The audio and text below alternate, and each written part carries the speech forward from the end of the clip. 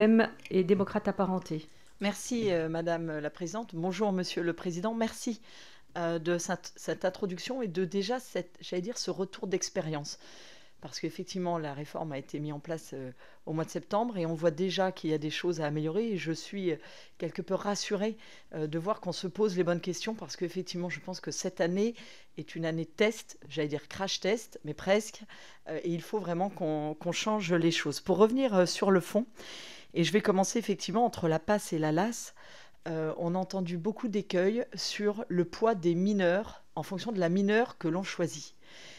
Il y aurait des mineurs qui engendreraient beaucoup plus de travail que d'autres et du coup on pourrait perdre l'objet intéressant de cette réforme avec le bouche-à-oreille des étudiants qui se diraient surtout n'allez pas dans cette mineure-là puisqu'elle va vous prendre beaucoup de temps alors que celle-ci est beaucoup plus allégée. Donc je pense qu'il y a une réforme à faire sur cette histoire de mineurs. Après, j'ai bien entendu que vous indiquiez qu'il ne fallait pas aller au-delà des 10 000 places de formation de médecins.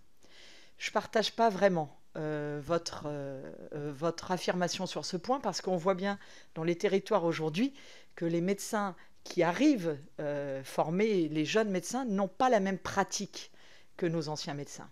Là où un ancien médecin faisait peut-être 18 heures, 20 heures par jour et était joignable H24, 7 jours sur 7, aujourd'hui, et on peut le comprendre, ils aspirent à une vie de famille et être plus dans les 35 heures, voire peut-être moins.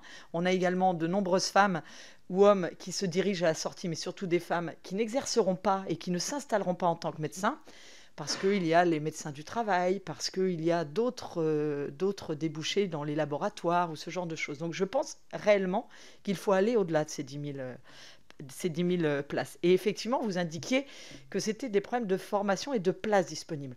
Et je vais revenir sur ce que viennent de dire nos différents collègues.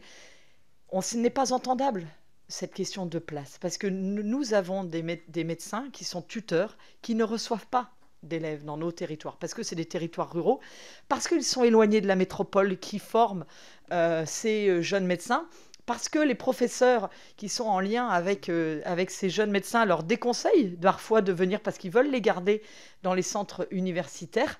Donc il faut vraiment qu'il y ait un changement de paradigme aussi sur la vision qu'on a de nos territoires et sur la richesse que l'on peut apporter à ces jeunes médecins. Alors j'aimerais vous demander, que peut-on faire, Monsieur le Président, pour changer cet état de fait, pour qu'on puisse former plus de médecins, pour que les médecins, effectivement, aient une pratique qui leur convient et qu'ils soient également dans notre territoire. Alors peut-être qu'il y a aussi cette histoire d'interrégion où on empêche les médecins d'aller d'une région à l'autre quand ils sont en formation d'un côté.